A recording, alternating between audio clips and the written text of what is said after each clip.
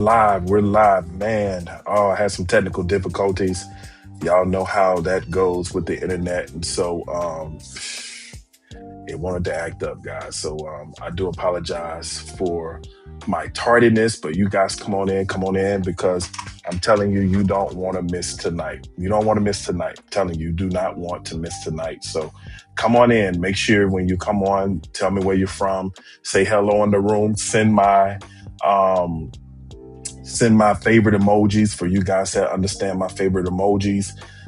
So I got two favorite emojis. All right. So if you've been tuning in with us for this real life relationship podcast, a blueprint to healthy love, make sure you send my favorite emojis when you log on. Okay. I love to see that. All right. So we're gonna give a couple seconds, because I know some people thought maybe tonight was canceled, but it's not. We just had some technical difficulties. The internet was tripping, y'all. And I've been hearing that a lot, man, just lately, with a lot of different people saying that their internet services have been acting up. So I wonder what that is, man. It's just across the board. It's not even just one provider. It's multiple providers, where right now, and people's internet is acting up. So I don't know, man. We got this war situation going on and all this stuff. So who knows, man? Who knows what's going on? All we can do is pray, right? We can pray.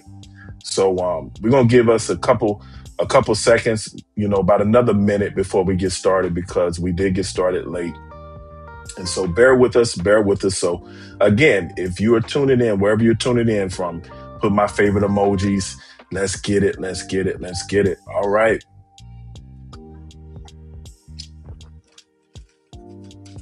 I'm excited about tonight, because we started this lesson last week, and so we're gonna have part two um, of this episode. And these are threats to our relationships, right? And so I'm telling you, you want to know, you want to be informed, especially for you guys that are dating. This is imperative for you to understand the threats to your relationships, the deal breakers to your relationships. A lot of times we don't understand that until it's too late. And so for you guys that are already in your marriages and stuff, this is how you can be able to expose things that have been hindering your relationship. Okay. All right. So, yeah. So also, too, I'm thinking about actually having an official real life relationship podcast channel on YouTube, and just because I know with I have this streaming platform that I do, and I'm streaming from multiple platforms. But what happens is everything is delayed. So you guys' responses are delayed. And so I'm thinking that what I'll do is just get a YouTube channel, and just kind of stream from the YouTube channel, and then just kind of post little snippets of our episodes on my other avenues, like the Facebook, the LinkedIn, Instagram, TikTok, and all that. So I think that's what I want to do. Put in the comment section. I mean, because I don't do this, y'all. It took me a long time to do this. So I don't know. It just seems, as I've been doing this since February, it just seems that maybe I just need to stream on one platform, and just kind of push everybody to that one platform, which will be the Real Life Relationship official channel on YouTube. And if there's some other platforms I need to do it on, because I think somebody, was talking about Spotify, something, or something else that I should get on. So y'all let me know in the comment section, because I'm new to this. So just let me know. I just want to get the word out. I just want to help couples and help people that are looking to be in relationships one day, that may be afraid to jump back in a relationship because of all they've been through. So that's my heart. I just want to help people. So, however we can get the word out, you guys just let me know. So put in the chat, give me some ideas of what you've heard and what you know about when it comes down to streaming on different platforms, and, what I should do. All right. All right. So we just took a little bit of time.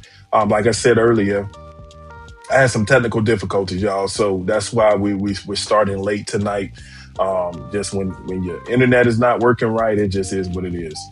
So we're back up and running. We're good. And so let's get started with part two. All right. All right. So let me cut the music. I love the music in the background. It's so cool. But we're gonna get started, man. We're gonna buckle in. We about to get it. going. We about to get it popping. All right.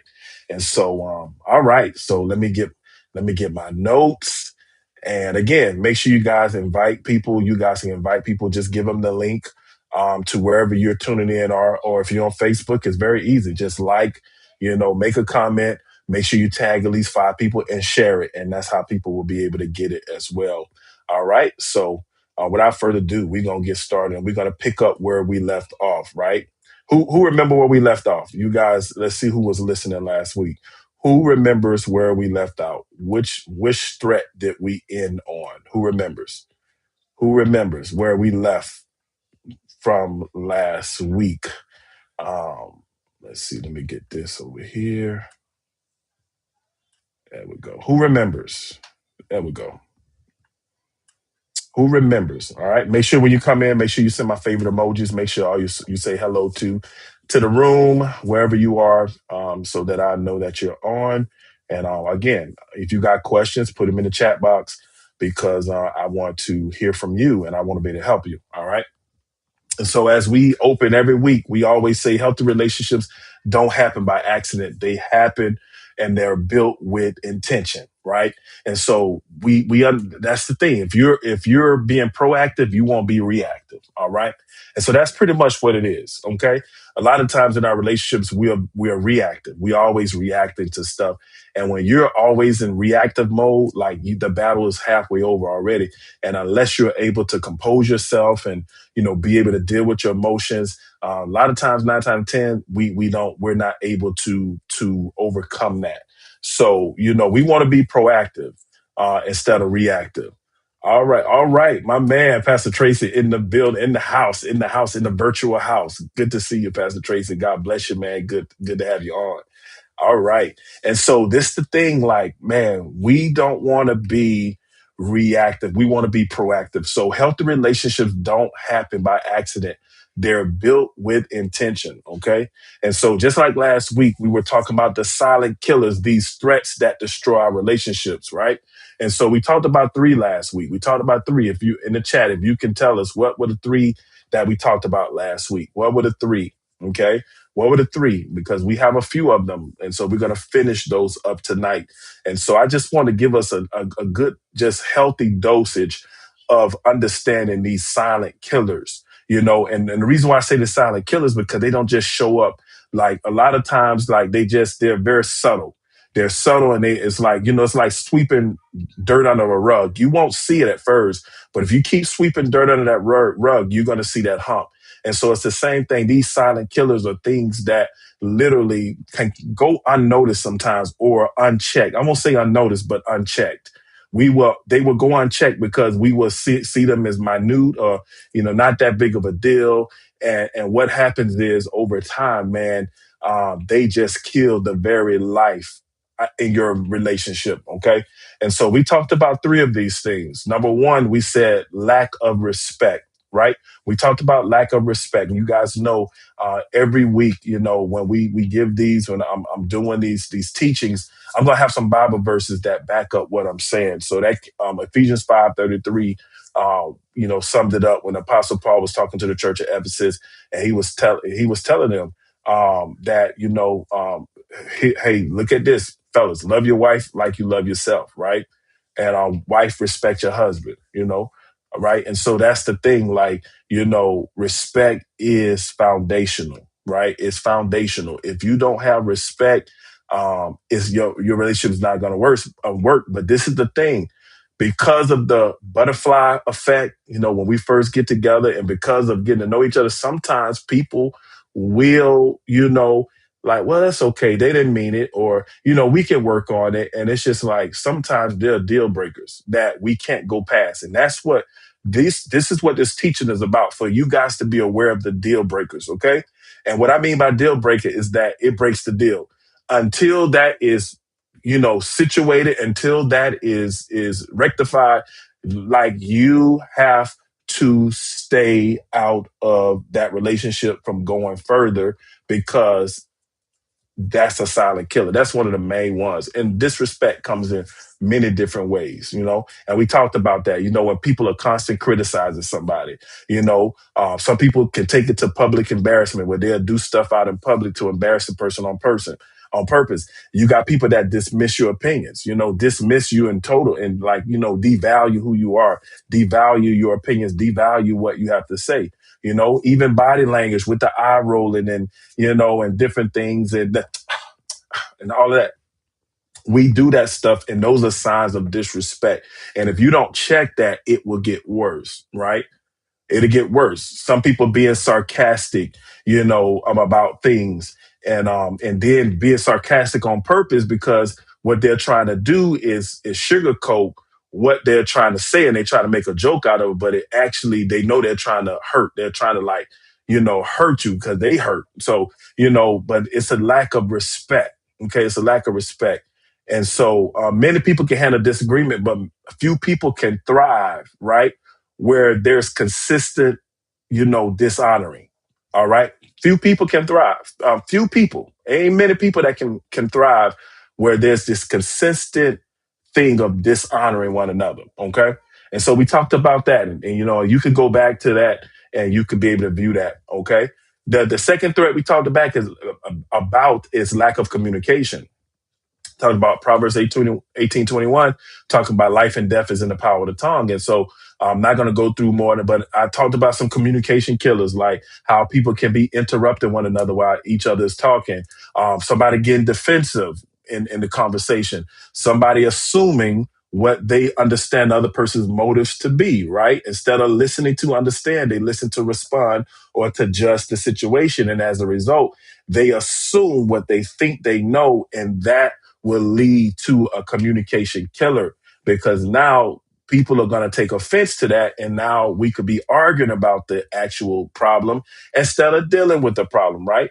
People that shut down emotionally, right? That just are shut down because they just don't know how to process their feelings, don't know how to not take things personal, so they shut down. You got those people that just refuse to listen. They just be like, I don't want to hear it.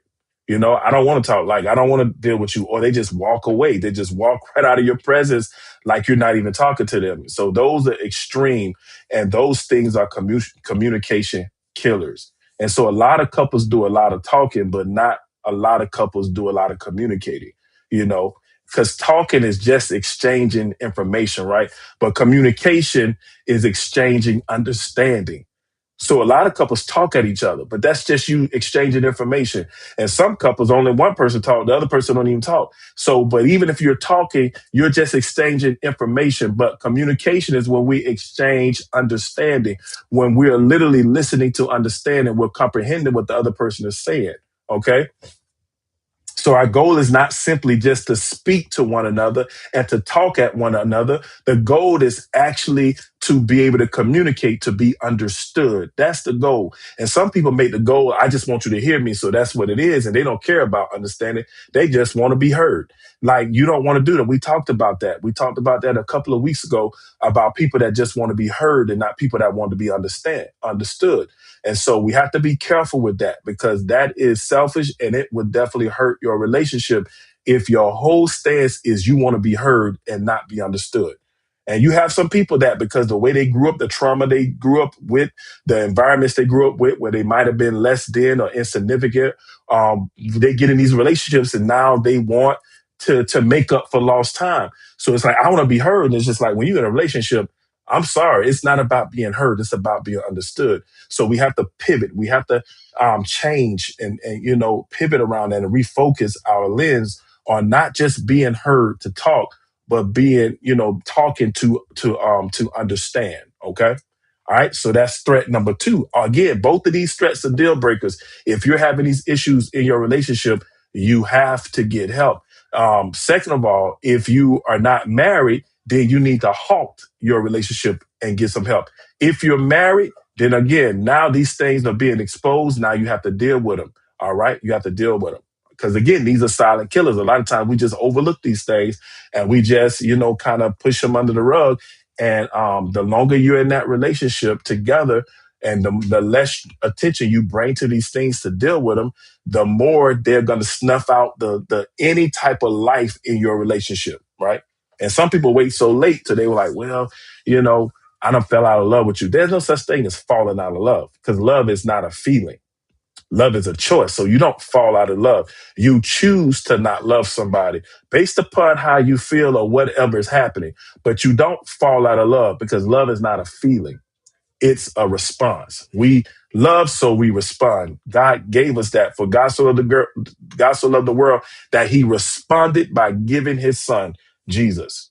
No matter what we did, the Bible says while we were yet sinners, Christ died for us. So it wasn't even about if we was respecting God. It wasn't even about if we deserved it. He loved us, so he gave.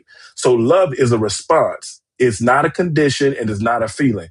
Love is a response. Okay. Amen, somebody.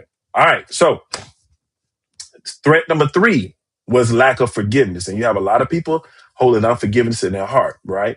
And we said Colossians 3:13 was the verse behind that. And again, for sake of time, I'm not going to get into that. But unforgiveness keeps the relationship stuck in yesterday, right?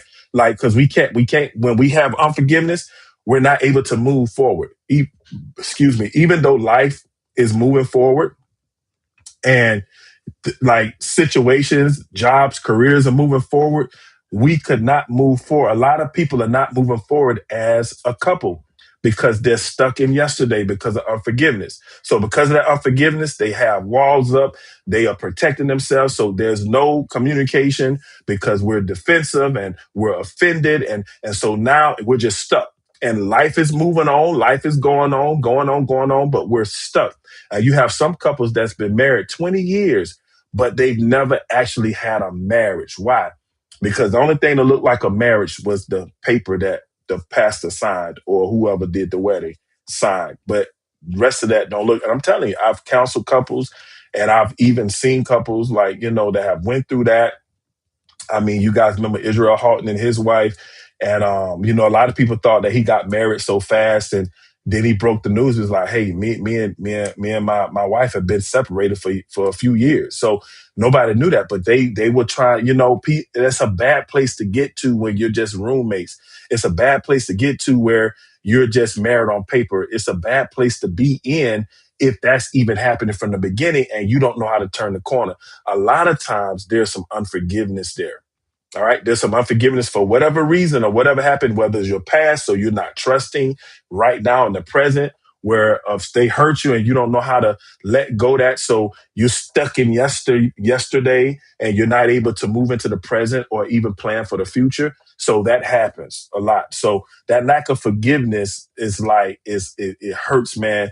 And like those old wounds will literally become new arguments where, those wounds that if you're not healed from, they just going to start new arguments. Like, because it's like you're hurt. So because you got that unforgiveness, soon as something look like something that person hurt you by, you ready to attack it. You ready like a pit bull on a chihuahua, like you're on top of it. And so we have to be careful about that, because with those old offenses, they'll become new arguments, but also, they will become barriers in your relationship.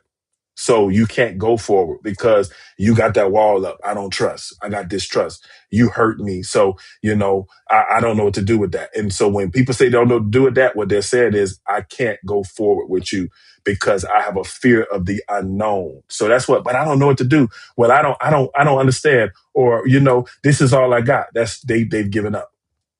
They right here. This all they can see. This all they feel, and they're not going forward.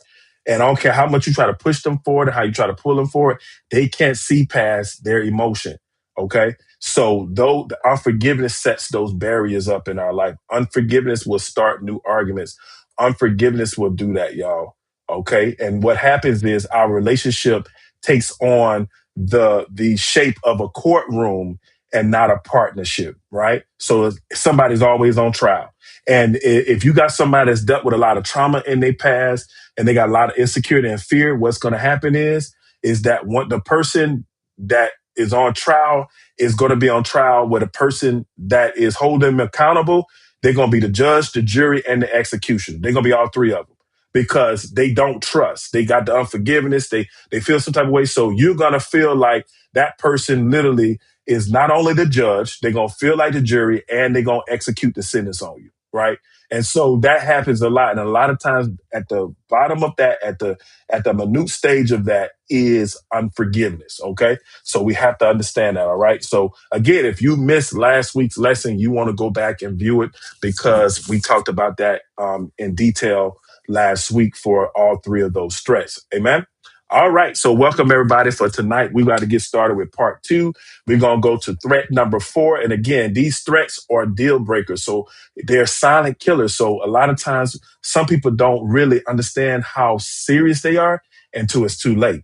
And we've had a lot of divorces over the course of history because people did not recognize these silent killers. All right. So even if your relationship is good, this is still good information for you because it gives you a checklist so that you can see the signs of silent killers that try to come into your relationship where you immediately deal with it. All right. And you guys know every week I give you guys a practical tool that's going to help you. And so you want to stay tuned. Again, you want to share this to your feed. You want to invite some people in because I'm telling you, this is going to help some people. It's going to help some people. All right. And so let's go to number 4. All right. And this is a big one. This is a big one. This should be self-explanatory. Lack of trust, right? Lack of trust. Threat number 4 is lack of trust. And then we look at Proverbs 3:5 because I have a Bible verse for each one of them. Trust in the Lord with all your heart, right? Lean not to your own understanding, but acknowledge God in all your ways, and he will direct your path. All right. So I gave you 5 and 6. That's my life verse. I give you both of them. But trust the Lord with all your heart, right? Lean not to your own understanding. That's what we want. We have to trust God with all our heart. The Bible don't say trust him with your mind, say with your heart. Because see, our mind thinks stuff all the time, but out of the heart flow the issues of life, as the word of God says. Out of the heart determines the course of our life. Out of the heart, the mouth speaks. This is all the word of God. So that's why the Lord is saying here in Proverbs, and this book was written by one of the most wisest men to ever walk the face of the earth, King Solomon. He said, trust in the Lord with all your heart. Lean not to your own understanding. And guess what? He should know because he got himself in a lot of trouble, right? Because of him, the tribes were split into 2 kingdoms, the northern kingdom and the southern kingdom, because of his foolery, right? So he would know that, look, man, you got to trust God with all your heart. Lean not to your own understanding because you won't be like me. See, me, I made some mistakes in my life. And so, I love, his book, Ecclesiastes, because he talks about there's nothing new under the sun. And he talks about all these different things as he's, reflecting on his life. He made a lot of bad decisions, people, especially when it came down to women. That man had 1,000 women. How, 1,000, y'all. Like, what? Like 1,000 women. But, hey, the apple ain't fall too far from the tree. Remember his dad. When his dad didn't touch the woman in the bed, they thought he was dead because David was known for loving women. So it did that generational cycle, that weight passed right to Solomon. And because of Solomon, he took it to a whole nother level, right? And so that situation with Solomon, he wrote this letting us know, like, hey, you got to trust God with all your heart. Don't lean to your own understanding. All right. And we have to do that in relationships because trust is the currency in our relationship. That's how you build your relationship. Like if you don't have any trust, you don't have a relationship. A relationship can't be relational unless there's trust that makes it relational, that brings it together, that brings it a bond, a unified structure, a system. There has to be trust to bring it together. All right. And so when you have trust between both people, relationships can feel very secure. You can feel secure in that. But when trust is broken, every interaction can become questionable. I wonder this. Oh, are they being truthful with me? Are they really telling the truth? Are they this and that? Oh, let me check their phone. Oh, let me check their Facebook. Oh, let me check their call log. Oh, let me check their Instagram. Oh, let me check their TikTok. See, that's the thing. When trust is broken, every interaction can become questionable. You're in a courtroom. You're not literally giving the person the benefit of the doubt, and that person will feel like they're on trial all the time. And that makes it worse, y'all, because what we got to understand is like when we start holding people accountable for stuff that people haven't done, some people with the human flesh be like, well, you blame me for it anyway. Excuse me. Ate some pizza, y'all. You blaming me for it anyway, but might as well do it since you gon' some people think like that. I don't suggest anybody think like that, but you do have some people that think like that. Well, you blame me for it anyway. You gonna come at my head. I might as well do it, and so that when you blame me, at least I did it. That's just crazy to do, but a lot of people will do that. They will be drove to do stuff that they would have normally done because of the frustration of a person not trusting them. All right. So that is hard, but it puts you in a court of law when trust is broken. Your conversations are courtroom environments. There is no coming together and being peaceful and honoring each other and communicating and loving and being emotional, intimate with each other. No, you have courtroom environments in your relationship. So everything is like everybody's on trial, right? So we don't want to do that because, and so we got to look at how do we build trust? Well, first of all, we build trust through being honest. We have to be honest. I taught this about 2 years ago when I started a podcast about 2 years ago, and I probably did like 4 episodes. And I taught this about 2 years ago.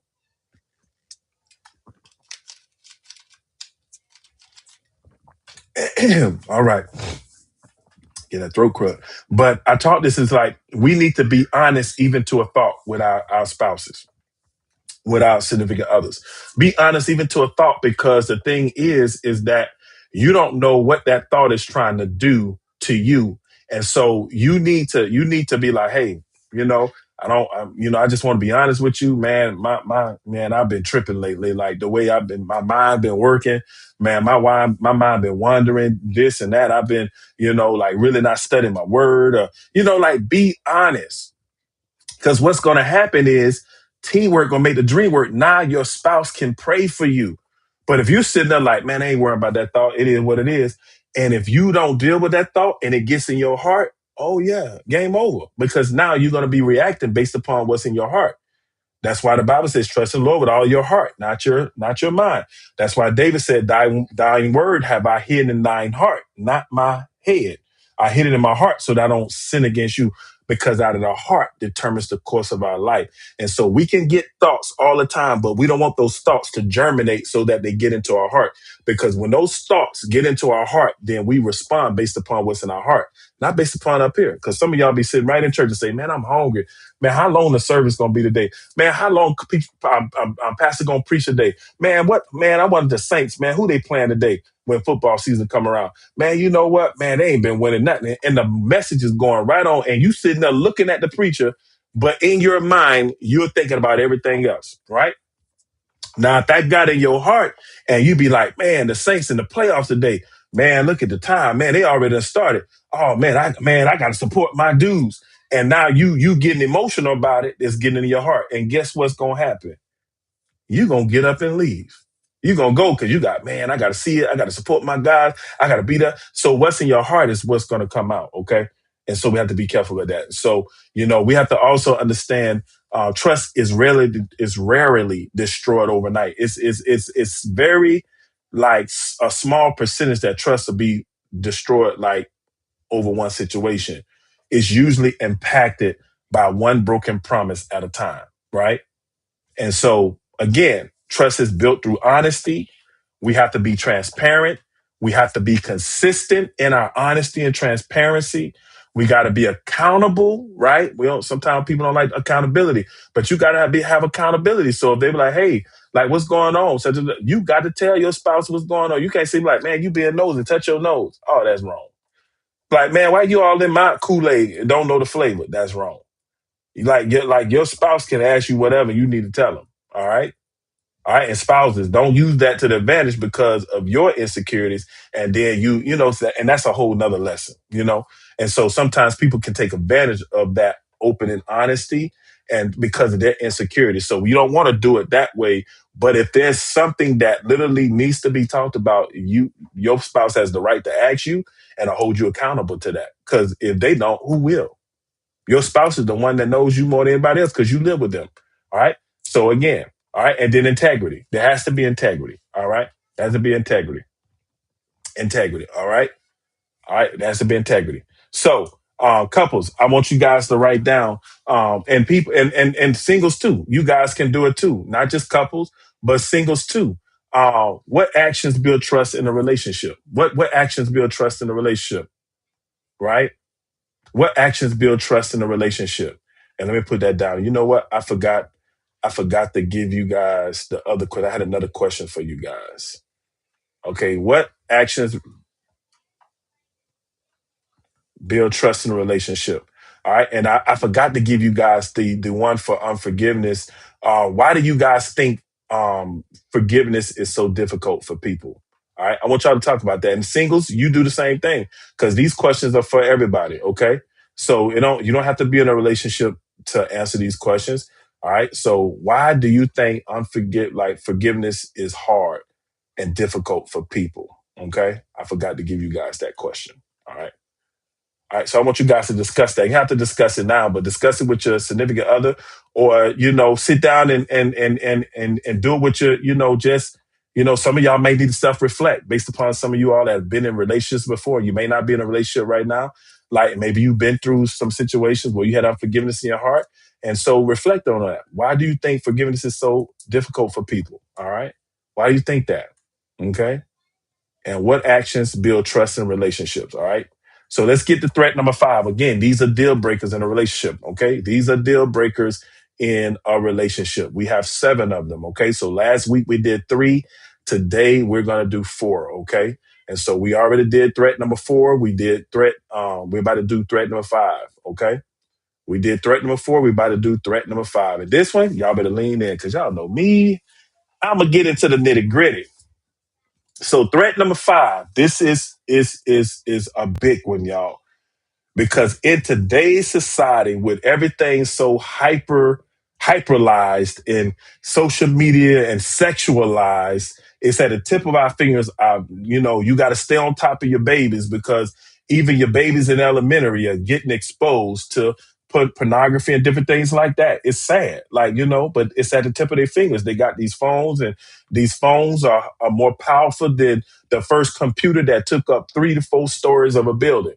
So the first supercomputer that took up 3 to 4 stories of a whole entire building, those phones we have in our hand that can fit right in our hand is more strong, more powerful, extremely more powerful than the first supercomputer that took up I think it was either 3 stories or 4 stories. That's what that computer took up. Okay, back in the day. So this threat here, man, I need y'all to lean in because it's real, and we got to talk about it. This threat is when people confuse sex with intimacy.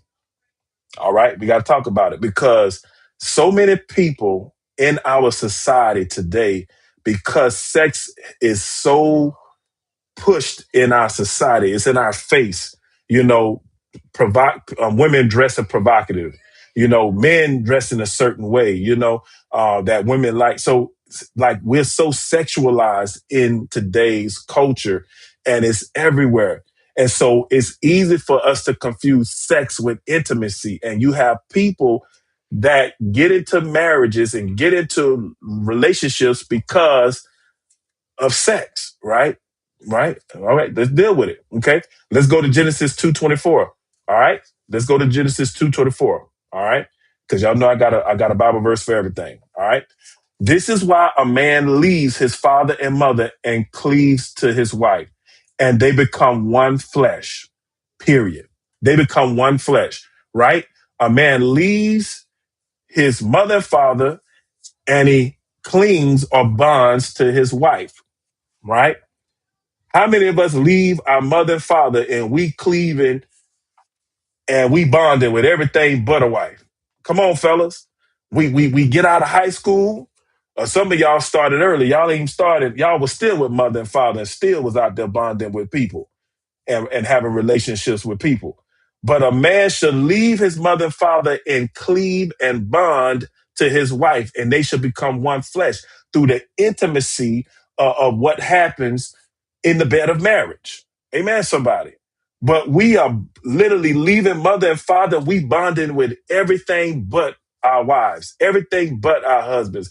And we got a movement today because, again, this is Pride Month, and I'm not trying to step on nobody's toes, But man, you got men bonding with men and women bonding with women, right?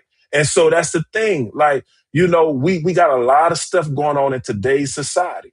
We got a lot of stuff going on in today's society. And we a lot of times confuse sex with intimacy. We do that.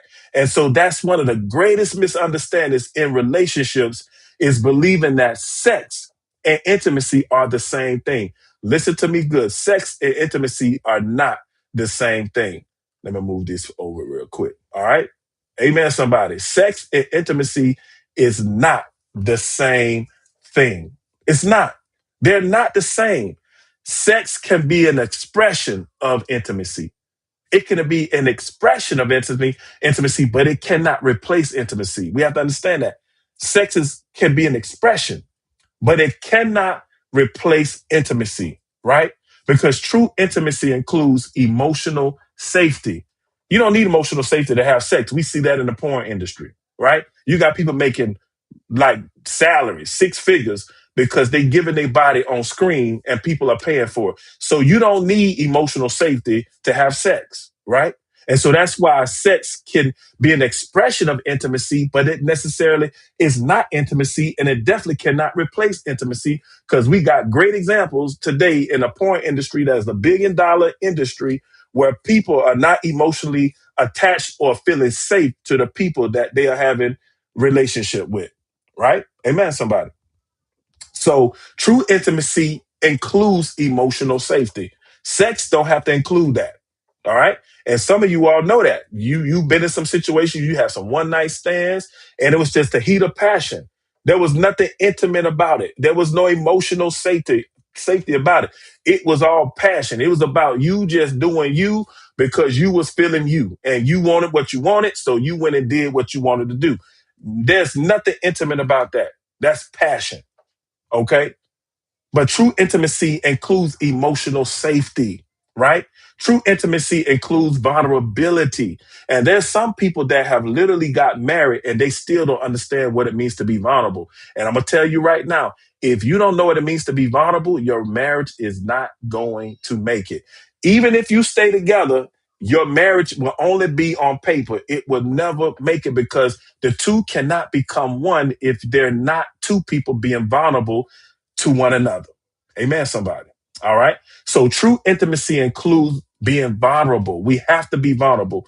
Another thing, true intimacy includes friendship. We got to be friends. We got to like each other, right? Not saying that you're not going to have days when you don't like each other, but that's the thing about love. Love is a choice. So even when you might not be feeling the person right then and there, the love is going to get you to respond in the right way toward your spouse because you love them. It's a choice. It's not a feeling.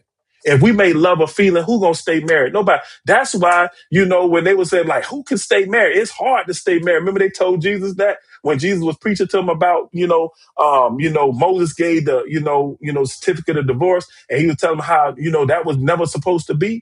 And Jesus was telling him like, this is what you got to do. This is how you got to do it. And this is the only reason you get divorced. And they like, man, who can stay married? Because they was in their feelings.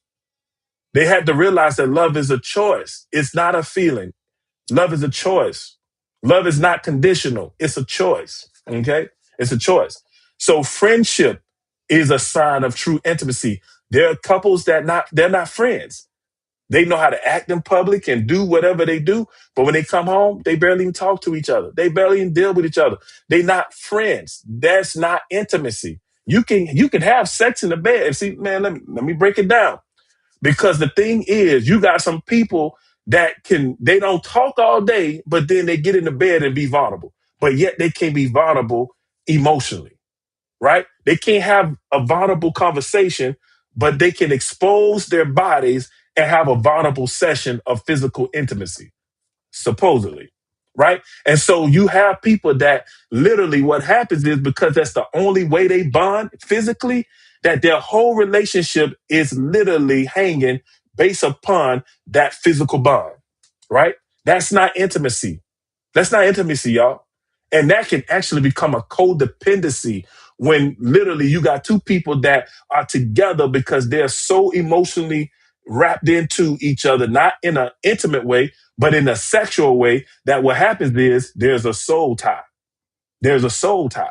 right? There's a soul tie. There's things that begin to, so they can't even get away. It's like, man, you remember Baby Boy, Jody and Yvette, right? Prime example, very toxic relationship, but they kept coming back to each other, right? They kept coming back to each other. They relationship with, I hate you, Jody. All this stuff. I can't stand. They was always hollering at each other. They was always fussing at each other. They was always cussing out each other. All of that. There's no intimacy in that. But they had soul ties because they had been sleeping together, and as a result, they bonded physically, but there was no intimacy. And that's a bad place to be in when your whole relationship is about sex. And that's the only way you guys feel good about your relationship is when you're doing that. That's the only way you can communicate the fact, quote, that you love each other is when you're in that place. That's a bad place because that's not communicating love. It's not. That's just passion. All right. Let me see. We got a question. If you be friends first, intimacy be fine. Yes. If you become friends first, like, because again, and I'm gonna teach on this, y'all, but I'm trying to see if I'm gonna put it in the book first before I actually teach on it. Because y'all know how people is, but I might teach on it. But I'm gonna teach on the different intimacies. There's so many different intimacies, and so we have to know them and recognize them. And so, there's a whole bunch of intimacies. There's like 12 of them. There's 12 intimacies. Some of y'all probably like, what, man, what you talking about? Yes, there's like 12 different types of intimacies that we just sum up into one as intimacy. And that's why we struggle with it, because we don't understand that there's different layers to this thing. You got the sexual intimacy, but you also got the emotional intimacy. You got the spiritual intimacy, right? For you guys that are Christians, and when you pray with your spouse, that's an intimate connection. When you're holding hands or you're holding each other and you're praying for one another, that's an intimate moment, spiritual intimacy. You got recreational intimacy, which we like to do when we go out and have fun together. We go out to dinner. See, that's an intimate time. So again, and I'm just giving you I gave you like 4 of them, but there's like 12 of them. Okay. So I'm going to teach them, but we need to be intentional with these things. We need to be intentional with these intimacies. And the most important one is emotional intimacy. That's why true intimacy includes emotional safety, because we have to have emotional intimacy. The emotional intimacy is what brings us together.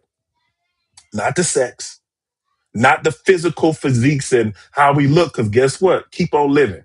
Some of y'all that's in y'all 60s, y'all know y'all don't look like y'all did when y'all was in your 20s, right? So keep on living, because that physical attraction is only gonna last for so long while your bodies are in that shape. But if that's the only thing holding you together, then you're not gonna stay together, right? Because those bodies, like they get older, right? They start breaking down. So the thing is that physical attraction can't keep you. All right. So we got to learn how to be intimate in those different areas. Okay. All right. All right. All right. Let's keep it moving. All right. So, let me address this. I'm glad that just came on mind. This is how we get the Hollywood stuff, right? You see these Hollywood actors be in relationships, for 2 and 3 years. A lot of them, they act on the set as they're dating, and they get intertwined physically with each other, and they date in real life, and it's HELL, right? And so the thing is that they get like passionate on the set because they're acting, but their body don't know that they're acting. And so what happens is they really feel like they feeling each other, because they take what was happening on screen where they had to be like that and act like that. And now, literally, they feel like they're supposed to date, or they're meant to be. And sometimes it works, but a lot of times it don't work, because you cannot get together based upon that physical attraction like that. Now that should be initial, but it's like you shouldn't base everything on initial attraction, and then you skip all the stages of dating. You go from acquaintance to sex, and then to marriage, and you skip like 5 stages, right? And you wonder why your relationship is not working. You didn't even get to the dating phase. You skipped the dating phase because you went right to bed with them. So it's like once you go to bed with them, that's like you're married, right? That's that. If we look at how God instituted sex, that was the thing that couples did when they got married to constitute the marriage.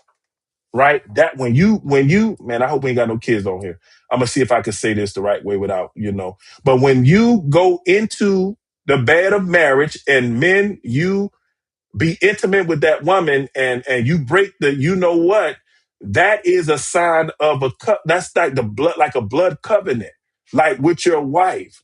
Because like when you break that it's like you unwrapping a package, right? It's so interesting how the body is, and how God made the body. But like that thing don't supposed to be broken until your marriage, your wedding night, right? And so in our culture, we have made it okay to not wait to marriage.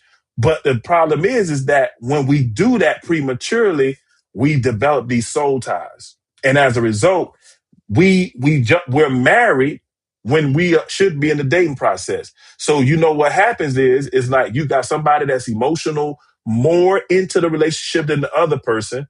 And then the thing is, what happens is that now this thing is off balance. So now what you have in sex, now you can't think straight, because the sex is like clouding your brain. So it's like, man, you see the warning signs, but because you having sex, it's like, well, you just optimistic, because it's like, man, I don't want to let this go because this is good. Can we just be honest?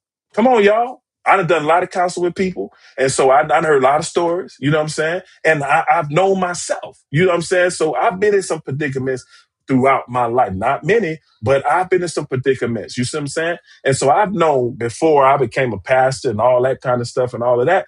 Like, like it is what it is. You know what I'm saying? But this is the thing. It's like what happens is that you're in this place where you don't see the reality when you go into one another in that intimate way. And so now what happens is this physical connection literally could look like it's really an intimate connection, and it's not. That's why the physical can't hold you when you get to a place where you just get fed up and just like, man, forget it. I'm done. That tell you right there was no intimacy. That tell you right there was no love there, because love is a choice. We have to make the choice to love. And so now we see people doing the Hollywood thing, one night stands, 10 day, 10 day relationships, or 1 month they moving in together. Like, man, that's crazy. You don't even know the person in 1 month, and you're moving together. You're connecting everything together. You're putting everything together. Then you buy a house together and all this, and then you get stuck because now it's like, who gonna take the house? Who gonna do this? Well, we can't afford to have two houses. So some people just stay together because financially they can't afford to separate. They can't afford to divorce. I know couples that's like that. Couples plural. Okay. So that's why we cannot literally confuse sex with intimacy, because some people get married based upon the sex and not because of the intimacy, through the friendship, through the vulnerability, through the trust, through the transparency. If you're not having this in your relationship, and if you're having sex, I'm pretty sure from what I know and what my experience is, your relationship is not about intimacy. Your relationship is about passion, and it's through the sex. All right. So that's why you don't want to have sex before marriage, because it clouds your judgment. Things will look a certain way and they're not. Okay. So again, if you want to know that your relationship has intimacy in it, there needs to be emotional safety. There needs to be vulnerability on both parts. There needs to be this friendship. There needs to be trust intact. There needs to be transparency. There needs to be openness. There needs to be a spiritual connection between you guys. If you don't have that in your relationship now, and you're married, now you have something that you need to start doing. You guys need to find out why we can't be emotionally safe and talk about that. Why are we vulnerable? And get to the bottom of that. And if you need help, get a trusted coach or an advisor or a counselor that can help you. But don't say, man, I'm done. I quit. This ain't gonna work because we not intimate. We just was having sex. No, don't do that, because you're together now. So what you do is look and lean into these avenues. If you're single, you can start reflecting on, man, did I make these mistakes in my last relationship? You can start reflecting on that if you're single. So when you go to your next relationship, you'll know, man, I'm not having sex before marriage, because if I do, this could cloud my judgment. I can literally think it's intimacy. Now I'm gonna play the housewife. I'm gonna play the house husband, and it's all out of whack. It's all out of whack. Because I'm gonna tell you about that. Okay, when we talk about the 5 levels of emotional intimacy, all right, and how you can literally know what stage of the dating process that you're in based upon what level of intimacy that you both are on. And so I have a whole scale on how to even be able to recognize where you are emotionally in the situation. All right. So, and that's definitely going to be in the book because that's going to help people be able to date correctly. Because there's many stages to dating, from going to acquaintances to marriage. There's many stages in between that we skip because our culture makes it okay for us to just jump from acquaintances right into the bed of marriage. And we just think that that's just the way we do it. And we wonder why we can't get it together. We wonder why emotions are all over the place because there's no real commitment when you just jumping into those type of places and your emotional intimacy has not matched your passion and your desire for that physical touch.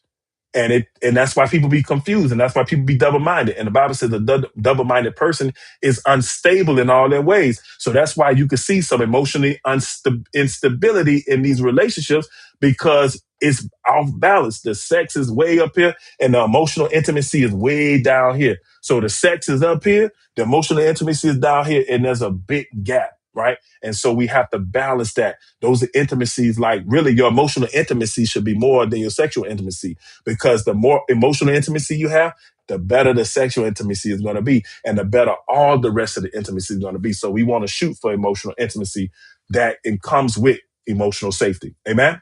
All right. So let's look at it. What helps you feel emotionally connected to your spouse? And I want you to ask each other that. Again, if you're not with your spouse right now, go back and view this. But I want you to ask your spouse when you get the chance. And if you're dating, ask your the person that you're dating or you're engaged to, ask them the same thing. If you're single, you can still answer that. What does, because you've been through some stuff, you've been through it. So what helps you feel emotionally connected to whoever you're dating? And whoever you used to date, because you might uncover some stuff by asking yourself that question and reflecting and be like, you know what, man, I really, there was no intimacy. It was all passion. It was all lust, just call it what it is. It wasn't love. It was lust. All right. Because lust, you could fall out of lust, but you can't fall out of love. Ooh, that's a message within itself. You could fall out of lust. And many people, when they say they fall out of love, it wasn't love. It was lust. They weren't in love, because in love is a choice. You don't fall out of that. You make the choice to not love anymore. There is no falling out of love. Amen, somebody. All right, let's go to threat number 6. We breaking this thing down. Threat number 6. And this is a big one. A lot of people struggle with this threat. Again, these are silent killers. Okay. All of these are silent killers. And these silent killers are deal breakers. A lot of times people don't recognize it until it's too late. And these silent killers have caused a lot of divorces over time. Okay. So this whole lesson is to help you guys be able to have the blueprint to healthy love. Okay. Again, that's what this is, real life relationship, the blueprint to healthy love. I'm giving you the blueprint and for you guys to deal with these things. Okay. All right. So threat number 6 is pride, right? Pride. Pride. And again, Proverbs 16:18. Pride comes before destruction, and an arrogant spirit before a fall. Plain and simple. Pride comes before destruction, and somebody that's arrogant before a fall. Plain and simple. So pride is often the hidden issue behind many relationship problems. It's a silent. And I did a message a few years back on pride being a silent killer. It really is. Pride is a silent killer, and if we're not careful, man, it'll eat us up. It'll eat us up. All right. So pride can cause us to refuse being corrected. Right. It can cause. Now, some people some people it's hard for them to be corrected, but when you're prideful, you will refuse correction. Pride would have you avoiding accountability. Okay, listen to this, because some of you all about to see, like, is that you? Are you the person that's avoiding accountability? Are you the person in your relationship that refuses correction? Are you the person in the relationship that struggles to apologize? Okay. Pride can cause us to struggle to apologize. And let me put this in context. Now, this is not saying that people that don't apologize from the jump, where they want to see what is going on, get to the bottom of it, and then apologize. That's a whole different level. All right. Some people just be wanting people to apologize and not even deal with the situation. Now, if that works for you, then it works for you. But for most couples, people not going to apologize for what they don't understand. Like, and when you want somebody to apologize from the beginning, just so you can hear them say it, that's not going to resolve anything. So if any of you guys are doing that, my suggestion is get to the bottom of it so that the person actually knows what they're apologizing for. And then you don't blame them from doing it again, because it's going to happen again. If you just want to apologize and they be like, babe, I'm sorry, and you good, I can guarantee it's going to happen again. Why? Because they don't even know what they're apologizing for. They just apologizing because you want them to apologize. So we got to get away from that. We got to get to the place where we expose the lies of the enemy. We deal with this dysfunction. And the only way we can do that is we got to be willing to talk about it. And then we can apologize, and it can be sincere, and we can understand, because now you got to the bottom of it. All right. So again, but with pride, even when you got to the bottom of the situation, the person struggles to apologize, right? They just don't want to apologize, period. Regardless, they're going to try to shift the blame. They're going to be like, well, if you wouldn't have done this, I wouldn't have done that, right? No, bro, you got to take some accountability. Like, regardless if they did that, you still did what you did. So even if you might say, well, you provoked me to do that, at the end of the day, you're a grown man. So at the end of the day, you got to take responsibility for your own actions, all right? Sis, same thing to you. I ain't just talking to my fellas. Same thing to you. You got to take responsibility for your own action. You can't say you made me do this, or some of y'all be talking about the devil made me do it. The devil is a lie. Nope, your flesh made you do it because you wanted to do it, because you were in your feelings, right? That's what happens. And we want to blame the devil. And sometimes people get a devil credit. He be looking like, oh, okay, I'll take the credit for it then, but I wasn't even paying no attention to you. It's like we will blame the devil for a lot of stuff, and really it's our own flesh. It's our own feelings. It's our own childhood traumas. It's what's triggering us, and we want to blame the enemy. It ain't the enemy, it's you. Because sometimes our biggest enemy is our inner me. That's how I just told the church Sunday that, right? Every so often I remind people of that. The biggest enemy that we face is a lot of time is our inner me. It's our inner me. It ain't Satan. It's our enemy, this flesh, this sin, this sinful nature. The Apostle Paul said, every time I go to do good, evil is always there. Oh, wretched man am I. You know what I'm saying? So, because he was struggling with some things, and he was just like, man, look, every time I go to do good, evil is always there, man. But I gotta fight it, because I die daily to my flesh. He also said that too. All right.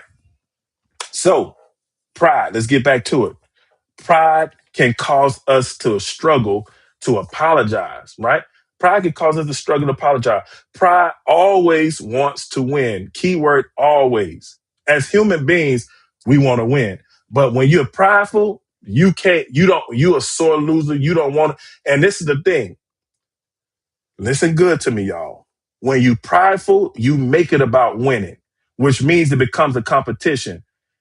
If the two becomes one flesh, we should be a team, not opponents, not competing against each other. And when you have pride, it's all about winning. So it don't matter what it is. Like, you don't see your spouse or your significant other as your teammate. You see them as your opponent. And when you see them as your opponent, it's game over, because now it's about who's right and who's wrong, and not about us being right, regardless of who was right and who was wrong. See, that's a whole different way of looking at stuff. So we got to get out of this place of wondering who's right and who's wrong, and get to the place that how do we get right, regardless of who was right and who was wrong? Because at the end of the day, let's just get in the place where we need to be so that we can move on from this. But pride won't let you see that. Pride gonna want you to win, win, win, win, win, right? And y'all be that song. All I do is win, win, win, no matter what. Yep, and that's the problem. Like, that's why you're by yourself, because all you do is win. And when all you do is win, and that's the most important thing, you're gonna end up by yourself, because you choosing yourself, because you just want to win. All right, that's one way you can look at it, right? You can look at it that way. Some people, when they say we winning means, like, by any means necessary, coming together in agreement to be able to win together. That's another way of looking at it, right? But most people, when they talk about winning, they being selfish about it. All right. So pride always wants us to win. We always want to win. We always want to come out on top. And no matter what happens to the other person, no matter what we got to do, we're going to come out on top. That's pride. Okay. All right. All right. When we humble ourselves, we seek understanding. See, pride don't seek understanding. Pride seek right and wrong. And most of the time, it's just speaking right because it's like, I know I'm right. You can't tell me I ain't right. I ain't listening to what you're saying. I said I ain't listening on purpose because y'all know how we get. We get ignorant when we get in our feelings. I'm not listening no more. Like, cause I know I'm right. You wrong. You tripping, man. You tripping about that. Man, you always try to, and that's what we do. We'll paint a picture. We'll do all this stuff and we're not listening to understand. We're not seeking for understanding. It don't matter who's right or wrong. The purpose is to seek for understanding, right? That's what humility does. Humility seeks for understanding. Humility also seeks for restoration. Ooh, boy, I can write a book just on this because some of us don't know how to forgive. We don't know how to forgive. We harbor this unforgiveness and we live in yesterday, as we was talking about early. That's a threat. Unforgiveness is a threat. But it definitely is prideful when we don't forgive because guess what? We won't seek for restoration. All right. Listen to me good.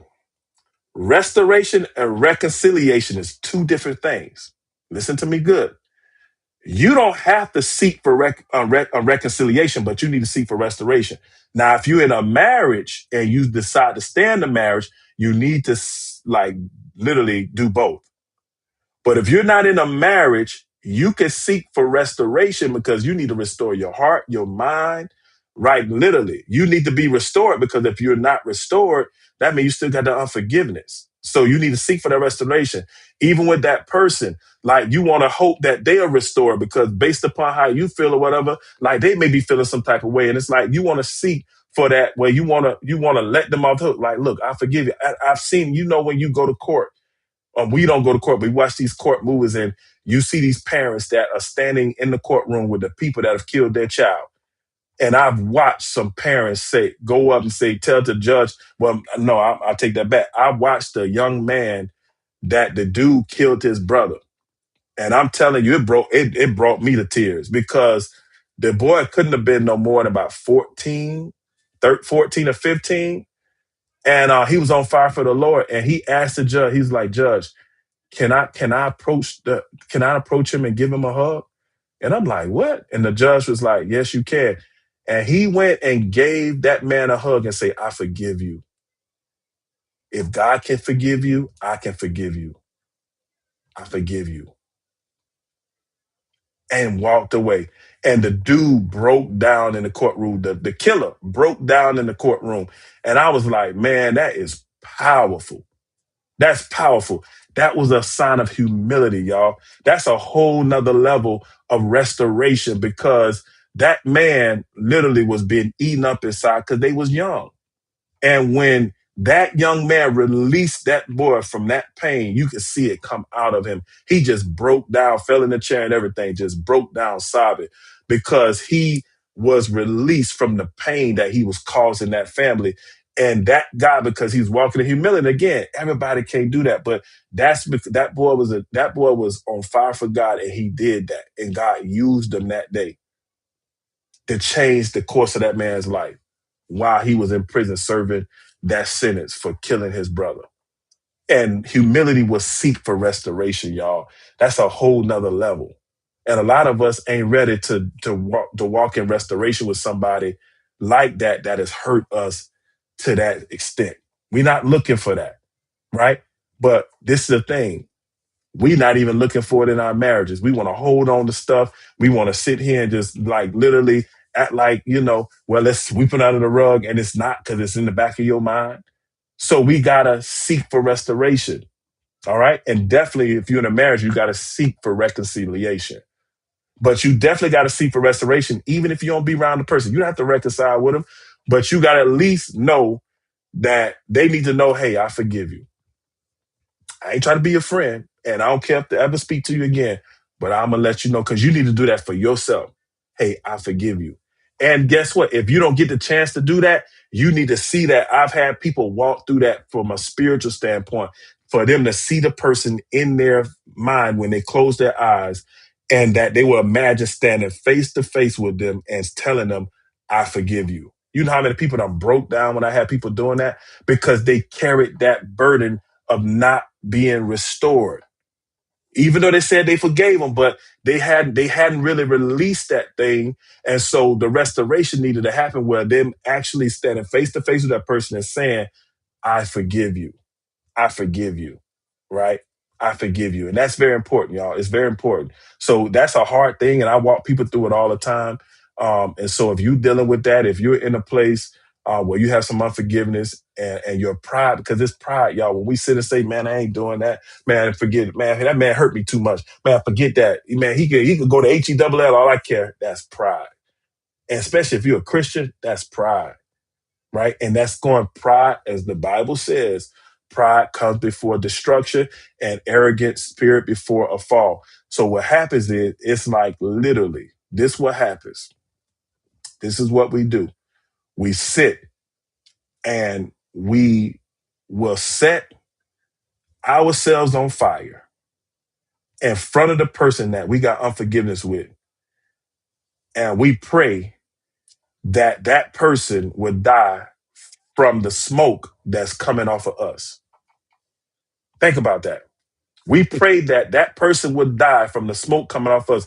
We would set ourselves on fire just to make a point to get that person to suffer. The problem is that you're the one that's dying because you set yourself on fire to literally have them die from smoke inhalation. And they ain't even think about you.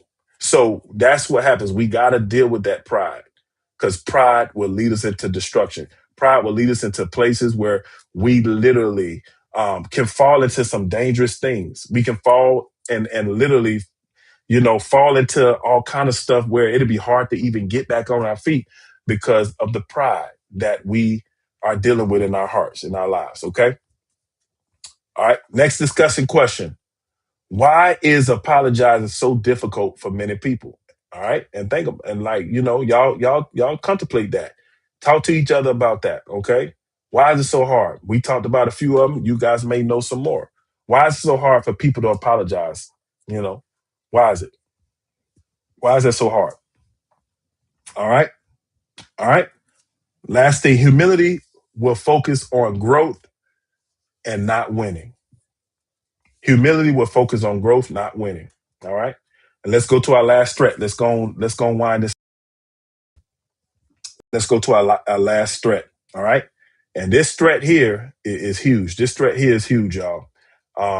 And sometimes it goes unnoticed. This is really a silent killer that sometimes it really goes unnoticed. And it's simply neglect. Neglect. Let's go to Hebrews 2:1. For this reason, we must pay attention all the more to what we have heard so that we will not drift away. So that we will not drift away. Right? So most of our relationships don't just implode or explode overnight. They drift little bit by little bit, little bit by little bit. They drift. They drift, right?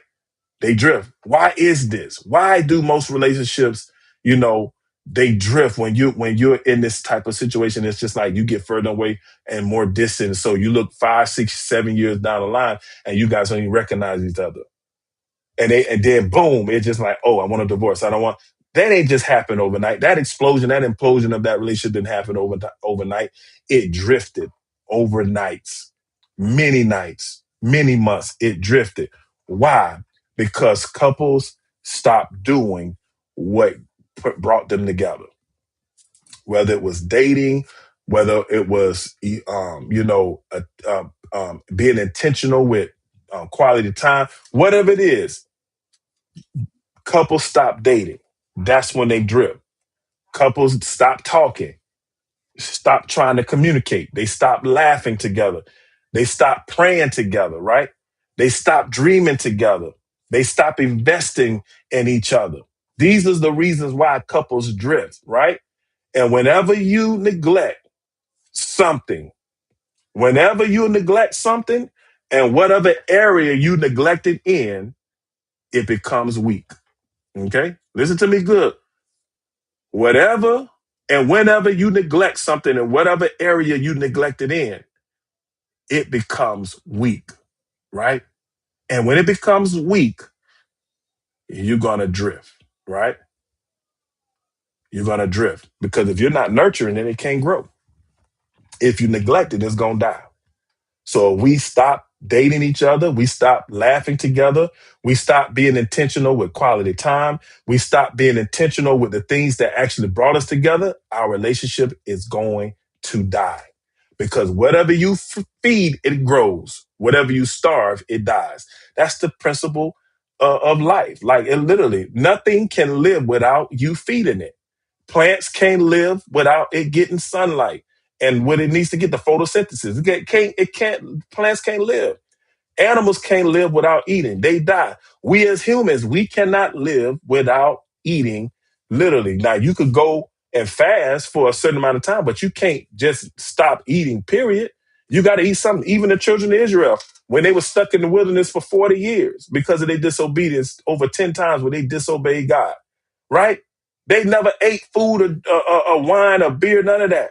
They ate manna from upon high, so they still had to eat, even though it's recorded that they never ate food, but they ate manna from on high. God gave them manna every day from on high. He gave them manna from on high. So they still had to eat something and they still had to drink something. They drank water out the rock. They was in the desert, right? So they still had to be nourished. And your relationship has to be nourished. And whatever brought you together, you have to continue to nourish that. If you don't, it's going to drift and eventually die. All right?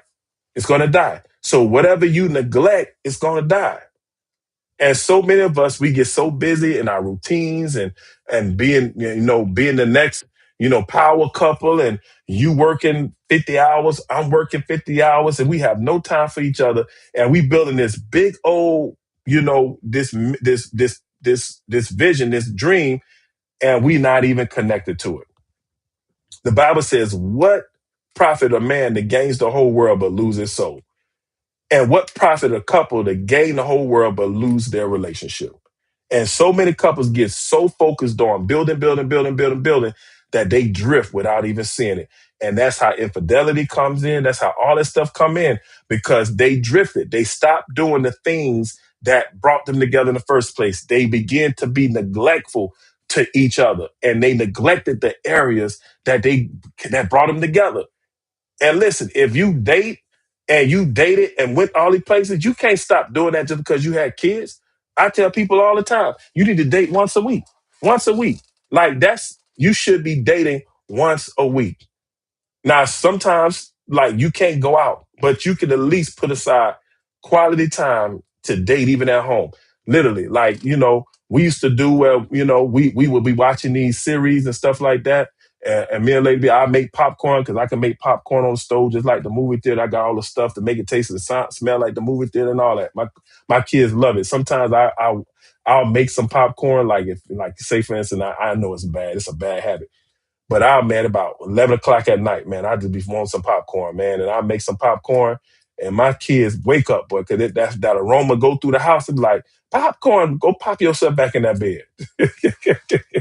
They love it. But it smells like the movie theater because I have the ingredients because I worked at the movie theater for years. So I know what the movie theater uses to make the popcorn they make. And so I order my popcorn online too, my kernels and stuff. I don't get it out the store. And so, man, we can have a movie theater experience with smoothies and all of that and then have to pay no money. But what we would do, we would wait until the kids go to bed and then we would have our time. That's dating. We're being intentional. We're spending quality time together, regardless. And you can do it. You don't have to have money. All you need to do is have a will and have time. What I mean by will, like you have to have the will to do it. That's how you have to do it. It don't have to be grandiose where you got to go over to this place and go to Ruth Chris and all that. You may not have Ruth Chris money. So you telling me you ain't going to go dating because you don't have $130. Well, no, it costs more than that. You don't have about $200 to go to Ruth Chris. No, you don't need that. Just be intentional, be creative to make opportunities for you guys to connect and continue to date each other. Because if that's what got you guys together, that needs to be nurtured and not neglected. And if we nurture what brought us together, then we will be able to grow stronger and stronger every day. But if we neglect what brought us together, we will grow weaker and drift until we literally break one day. All right. So we have to be intentional. What are you nurturing? What are you neglecting? If you neglect it, it's going to die. If you nurture it, it's going to grow. All right. So what area of your relationship, y'all know it was coming, what area of your relationship needs more intentional attention right now? What area of your relationship needs more intentional attention now? What area? What area? What area? Y'all talk to each other about that. If you're not with your spouse right now, your significant other, wait till they come. Go back and see this broadcast, and you guys can talk about it. I want you to talk about it. I put this together. I make it very interactive because literally what you guys are getting is counseling. You're getting some counseling right now, and so take full advantage of it. Like go through these questions, talk to each other about these questions. We about to have our couples check in. You guys know we have that. Not you see, we had a lot of questions because this is important. These are threats. These silent killers are killing our relationships. That's why divorce is so high because people are not looking at the deal breakers before they get married. They go and say I do, and they don't look at these deal breakers. Okay. So let's check in couples. And again, if you're not a couple and you're single, you can do these too. You can reflect as well. All right. Okay. All right. You can reflect as well. So what we're gonna do, I want you to rate your relationship. Rate it your relationship from 1 to 10 in the following areas. Okay. And I'm gonna post it. I'm gonna post it. All right. And I want you guys to sit down and talk about it. And I got some questions for you. So I'm gonna post it. Let me post it real quick. All right. I'm gonna post it. You're going to rate your relationship in these areas: respect, communication, forgiveness, trust, emotional connection, physical intimacy, and quality time. You're going to rate on a scale of 1 to 10 in these areas of your relationship. Then you're going to ask each other, which area scored the lowest? So you're going to look at all those areas and you're going to ask what area scored the lowest. And then you're going to say, what practical steps can we take this week, not next week, this week, to improve on these scores. I'm telling y'all, this is game. This is game changer, y'all. Y'all, you guys, this is kind of stuff I do in my coaching. This is what I do with couples all the time. I'm giving it to you guys for free. So it's like this is going to change everything because if you be proactive, you won't be reactive. Again, one of my favorite quotes: "If you fail to plan, you plan to fail." So we got to have a plan to succeed. If we don't have a plan to succeed, we will fail. So this is something that you can check the health of your relationship and where you guys are in these things that are going on, because all of these are deal breakers. Respect is a deal breaker. Communication is a deal breaker. Forgiveness, which is unforgiveness, is a deal breaker. Distrust is a deal breaker. If we don't have emotional connection, it's a deal breaker. If we don't have physical, emotional, and intimacy, it's a deal breaker. And quality time definitely is a deal breaker because we got to do what we did to get the person, right? So, okay. So I'm going to post it in the chat. You guys that are on my personal Facebook, you may not see it. So what you need to do is go on my YouTube channel to see it. Okay. If you're on my personal Facebook, you need to go on my YouTube channel to see this because for whatever reason, the platform that I'm on, I do restream there. What's happening is that it did it all go through? Let me see. Did the whole thing go through? Oh yeah. Okay. Yeah, the whole thing went through. Okay. I think did it go through? If it like you guys let me know, did the whole thing post to you? Did the discussion questions post to you? Because I'm seeing some where it looks like it cut it off. So y'all let me know in the chat. Did it all post to you? Because if it didn't, well, let me just put the discussion questions because I see it. I'm gonna just put the discussion questions too, just in case you guys didn't get the discussion questions. So let me put that real quick. Okay.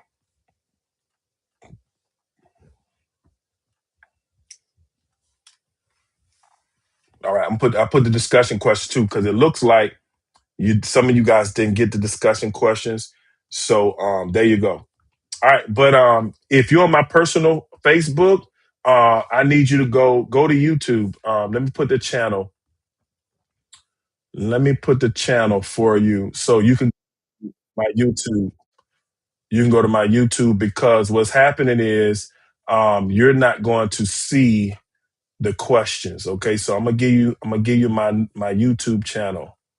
All right, go to my YouTube. Oh, it came in. Okay, thank you, Ronald. All right, so I'm gonna give you my YouTube channel so you can go to my YouTube channel. Because you're probably not seeing my questions that I'm because it just stopped doing this a couple of weeks ago. And what I'm gonna do, guys, and this is a great time for me to tell you, I think I'm gonna create a channel for this real life relationship, a YouTube channel, and I'm gonna just push everything through there because what happens is a lot of times it's delayed. So when I see you guys questions or answers, like I'm already probably about a minute ahead of you guys. Okay, by the time I actually see your responses. So I think I'm just going to create a YouTube channel for next week for this. And I'll let you guys know. I put it on all the social media things to put the YouTube channel and how you can go and subscribe to the channel, so that you can get the, when we go live, you'll get it coming to your phone. And so I think I'm going to make a real life relationship, YouTube channel so that it'll be easy and I'll just go live on YouTube. And so now it's going to be in time. Like we're going to be, I don't have to use this software. I could just go live on YouTube. And so it'll be when you make a question or something, you're going to see it immediately. I'm going to see your response immediately. You're going to see my response immediately. And I think it's going to be good. Okay. So y'all stay up on that. Okay. So I think we're going to make it. And you don't want to miss next week because man, I'm going to be dealing with, I'm going to just put this before we get into the relationship too, because I got a tool for you guys. Remember, every time I'm going to have a tool for you to use that's going to help you with each lesson. Okay.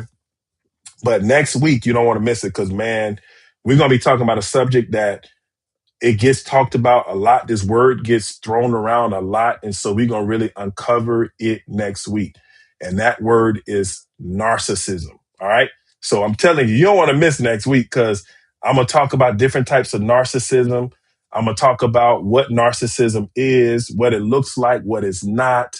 And so, you don't want to miss next week. I just promise you that. I promise you that. Like, cause I already, I've been putting it together already. And I'm telling you, man, you just don't want to miss it, okay? Because so many people call some things narcissism, and it's not, you know. And then some people are narcissists, and they don't want to accept it.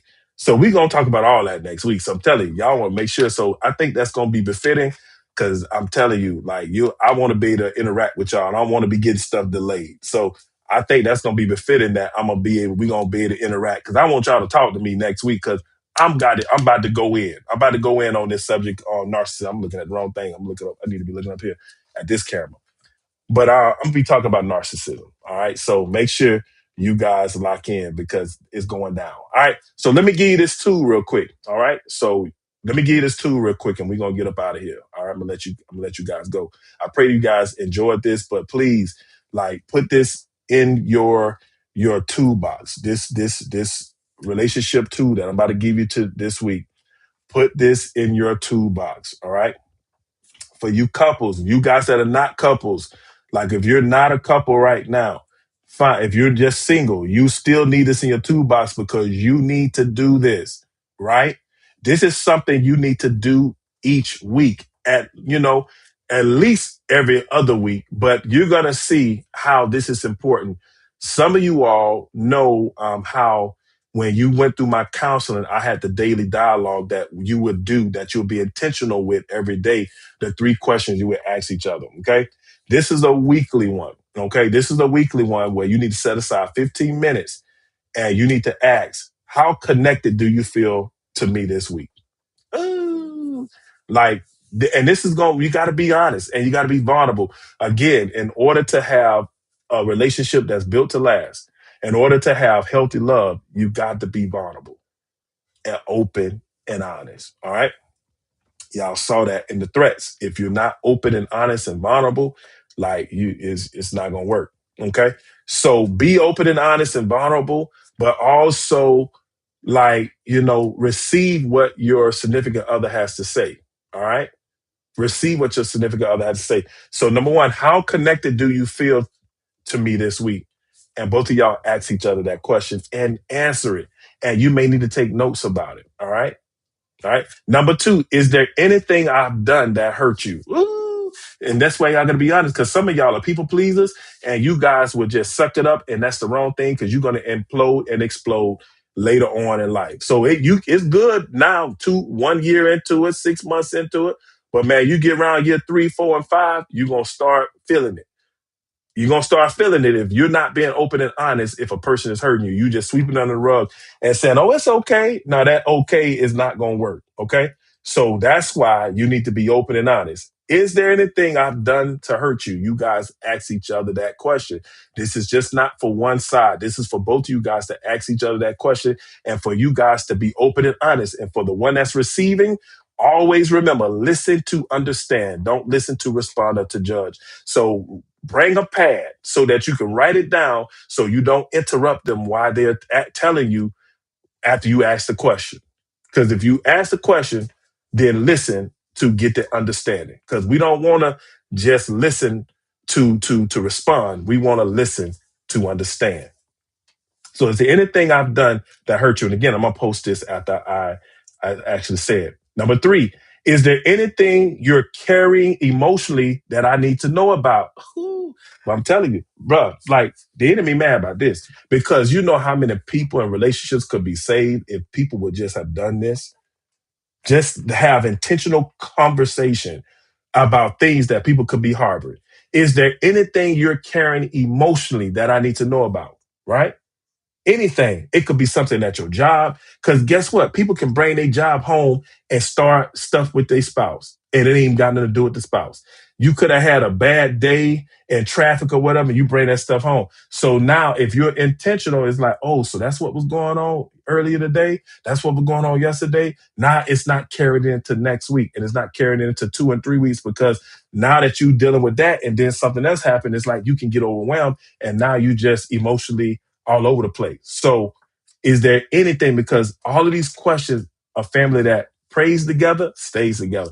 That's the thing we want to do. We want to be able, when you're in your prayer time, you're going to be able to know what to pray for your spouse because you guys are being intentional with being open, honest, and vulnerable with each other. This is a game changer, y'all, because a lot of people are not this intentional. You might have these conversations every 2 or 3 months, but that's too late. You need to do this every week so you can get ahead of stuff. You can be able to recognize the little triggers. You can recognize the little things that's trying to come in and make your relationship explode or drift away. The neglect, because sometimes you may need to step up in an area so that the person won't feel neglected. These questions are going to help you with that. Is there anything you're carrying emotionally that I need to know about? Number 4, how can I love you better this week? Come on, y'all. Come on, y'all. See what love does? Love is not about receiving. Love is about giving. Love is about a choice. How can I love you better this week? You heard me? Y'all know some of y'all from New Orleans. You dig. How can I love you better this week? That's number 4. And number 5, how can I pray for you this week? Because what you're going to do when you ask that question, you're going to also put down the things from the other questions that you need to be praying for, plus what they say that they need you to pray for. And you're going to take that to the Lord. Because a family that prays together stays together. And when we're united in prayer, we bring God into a three-braided cord. A three-stranded cord is not easily broken. When you're both abiding in God, like literally, like there's nothing you can't do. But apart from him, you can't do anything. So we got to bring him in the middle. We hear that Israel Houghton, Jesus at the center of my life. Jesus at the center, and then he says Jesus at the center of the church and all that. But Jesus needs to be the center of our relationships, right? And there's an old song back in the day, Jesus, you're the center of my joy. Y'all remember that song? And so our family choir used to sing that song. I used to background when I was like 6 years old. I remember that. We had a Burton's family choir, and I used to background our Burton's family choir when I was like 6, man. And that was one of the songs that they used to sing. I used to love that song. But Jesus is the center. He needs to be the center of everything, right? And so now, if we make him the center because we're abiding in him, we can ask these questions and we can receive the feedback because now we know how to pray. All right. So let me post that. This gonna bless y'all this week. I'm telling y'all, it's gonna bless you. It's gonna bless you. All right. So this is gonna help you guys to address these problems quickly, right? Before the problem literally turns into a crisis, right? It's going to help you to be able to really address these problems, expose the problems quickly, and be able to deal with them in a timely manner so the problems that you're dealing with now don't put you in crisis later. Okay. So let me post it. Let me post it right now. I'm gonna post it right now. All right. Let's get it. Let's get it. There we go. All right, there y'all go. There it is right there. You got all of them. Okay. You got all of them. All right. All right. All right. So I want you guys to talk. Well, it's gonna be hard to do this because the simple fact is delayed. But I want y'all to put in the chat when you guys hear this, okay? I want y'all to answer. All right. I want y'all to answer these, and then I'm gonna go back. I'm gonna go back and re-answer them once you guys put in the chat. Okay. I'm gonna go back and re-answer. That's how we're gonna do it. Where do I go? Oh, there we go. I'm gonna go back and re-answer them, okay? I'm gonna go back and re-answer them. Number one, can trust be rebuilt after it's broken? Yes or no? Yes or no? Can trust be rebuilt? Ike, good to see you. Miss Lakita, good to see you guys on. Can trust be rebuilt if it's broken? Be honest. Can trust be rebuilt if it's broken? All right. That's number one. Let me put it in this. Let me put it in the chat. Can trust be rebuilt? And I want you guys to answer that. Okay. And because of the delay, I'm gonna just go to the next one, and then I'm gonna come back and answer all of them. Okay. Because I want to know what you guys think, and tell me yes, it can and why it can, or tell me no and why it can't. Okay. So can trust be rebuilt after it's broken? Number two, what's the biggest threat facing relationships today? What's the biggest threat facing relationships today? Again, answer these like, no answer is wrong. I just want to see what you guys are thinking. Okay. I want to see what you guys are thinking. All right. Nobody is wrong. I want to see what you're thinking. And again, I'm going to go back and answer these, but I'm going to answer them based upon the answers that you guys give me. Okay. All right. So what's the biggest threat facing relationships today? All right. What is the biggest threat facing relationships today? All right. All right. Number three. How do I know if we're drifting apart? How do you know that? How do you know if you're drifting apart? Okay. How do you know if you're drifting apart? Well, y'all getting a lesson tonight. Boy, we've been on this thing for an hour and what? We've been live for an hour and 32 minutes. So I'm going in tonight, y'all. Going in tonight. So y'all getting it. Y'all getting it. Boy, you getting the blueprint tonight. Put them emojis. Y'all know my favorite emojis. If you know my favorite emojis, put them in the chat. All right. But you getting the blueprint tonight for real. For real, for real. All right. So how do I know if we're drifting apart? Okay. Answer that. Okay. And again, I'm going to go back based upon you guys' answers. I'm going to answer. Okay. And so that's why I know this thing is delayed, because I've gone through all three of the questions, and no answers have popped up yet. So yeah, we're gonna go to the YouTube. So y'all be on the lookout for that next week. Be on the lookout for for because I'm gonna make the channel and I'm gonna post it. I'll probably do some clips from this video, and I'll post the new channel. And I'll probably add the clips to that channel too, and so you can click on it. And I may put the full. I'll see if I can put the full message on that channel. If I could put the full message, can be able to. I don't know if I can be able to do it. I probably can't, but I'll see. But I'll have that channel for you guys soon. Okay. All right. I'll get it done. All right. So nobody answered yet. So I'm gonna just go ahead and give you my answers. If you answered, then it just coming in slow.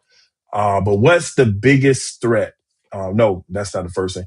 Can trust be rebuilt, right, after it's broken? Can trust be rebuilt after it's broken? Is it this delayed, or you guys are scared to answer? Because we got a lot of people online.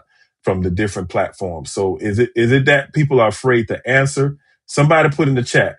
Put an emoji in the chat so I can see. Put an emoji. Somebody put an emoji in the chat. Let me see how delayed it is. Okay. And so yeah, we definitely gonna go to the YouTube because we got a bunch of people online right now and nobody's responded. All right. Somebody put an emoji in the chat so I can see how delayed it is. Okay. All right. But can trust be rebuilt after it's broken? Can trust be rebuilt after it's broken? And the answer is yes, right? The answer is yes. Trust can be rebuilt. It's a difficult path, but it can be rebuilt. What has to happen? Man, you have to make the decision to be totally transparent. We got to put accountability in place. We got to be consistent with our transparency and our honesty and our accountability. And we got to make time. We got to be committed. We got to make time for it. It takes time. And I preached on this, like, well, not preached on it. I did this, like I say, 3 years ago, about 2 or 3 years ago when I was doing the podcast back then. Um, okay, man, yeah, that's delayed because we just finally got the first one come in. Boy, that's delayed that was about 5 minutes. That was about 4 minutes. Ooh, that's a big delay. Oh my goodness. Wow. I didn't know the delay was that huge. Like, oh my goodness. Wow, that's a huge delay. Okay. All right. So man, we delayed big time. Okay, so definitely we're gonna change it up next week. We're gonna definitely change it up next week. Cause that was about a 4 to 5 minute delay that answer came in. All right, but yeah, so we have to be intentional with being honest, being transparent, being accountable. We have to be consistent in our transparency and our accountability. We gotta be open and honest even to a thought, right? And we got to make the time to do it. But it can be rebuilt. It's hard, it's difficult, but we have to be all in, committed, and the person needs to be vulnerable. And this is the thing, like you cannot don't. And people do this all the time. Where people like, well, if you're a Christian, you should do this and do that. Like, look, I can forgive you, but the Lord ain't told me to forget it. Like the thing is, like certain things, it's gonna be hard to forget. And it's okay. You don't have to forget it. You want to work. What you're working on is that when you remember it, it don't still cause you pain. If it's still causing you pain, that means you have unforgiveness still. It should not be causing you pain. There's a difference between pain and like some emotion there, right? And you got to be careful even with the emotion because that still could be some unforgiveness there. But say if it's just something that's a sad situation, you'd be like, man, that just was sad. That's okay. But like you get emotional, it's like, man, it gets you down and out. Like you got some unforgiveness there, right? Because it's still causing you pain. If that motion leads to pain, like you still got unforgiveness. So that's the thing. We have to be careful with that. All right. So we have to give people time to heal from what we do. So you can't rush them. You can't use the Bible against them to like, control them. Like you gotta let a person heal because you shouldn't have did it in the first place. And when you did it, you can't control how they reacted and how it affected them.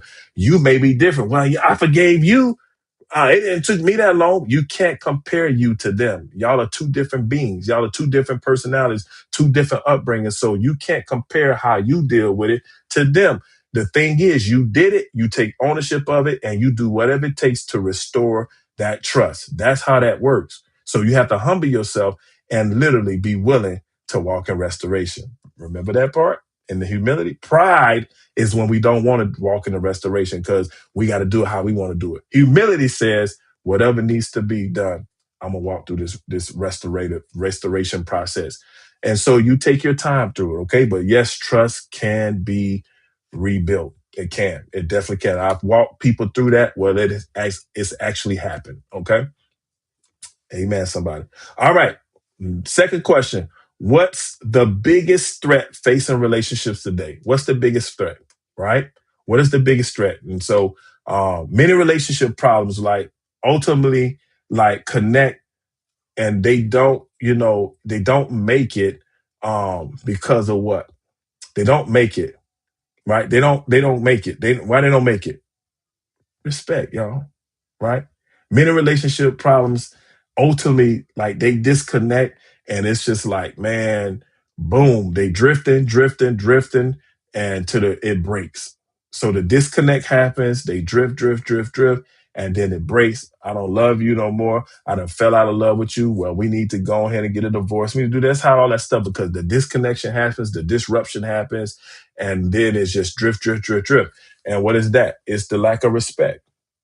It's poor communication, right? Unresolved hurt, issues that we haven't resolved, right? Pride, emotional disconnection, like all of these things, right to this day, that our relationships face. These are the biggest things. These things are the biggest. The respect one is huge. The poor communication, because I'm telling y'all, man, when I give people assessments when you come through me for counseling and coaching, I give you assessments, and usually 9 times out of 10, some almost 10 times out of 10. Actually, no, 10 times out of 10. If a couple has been struggling, one of the areas that need to grow in is communication. If they're struggling, so that definitely is the big one of the biggest, and probably the biggest, because if you can't communicate, you can't connect, and if you can't connect, you can't grow, and if you can't grow, then you starve, and then it dies. So if you can't grow and nurture your relationship, it's going to die. And if you don't know how to connect in order to be make it nurturing, you guys come together to nurture it, then it's going to die. Some of y'all relationships on life support because you don't know how to nurture it, because you don't know how to connect. So the biggest stress that's facing relationships today is poor communication, the lack of respect, pride, unresolved hurt through unforgiveness, and emotional disconnection. Okay. Those are the ones I came up with. You might have some more, but those are the ones I came up with. Okay. All right. Number 3, how do I know if we're drifting apart? How do I know? How do I know if we're drifting apart?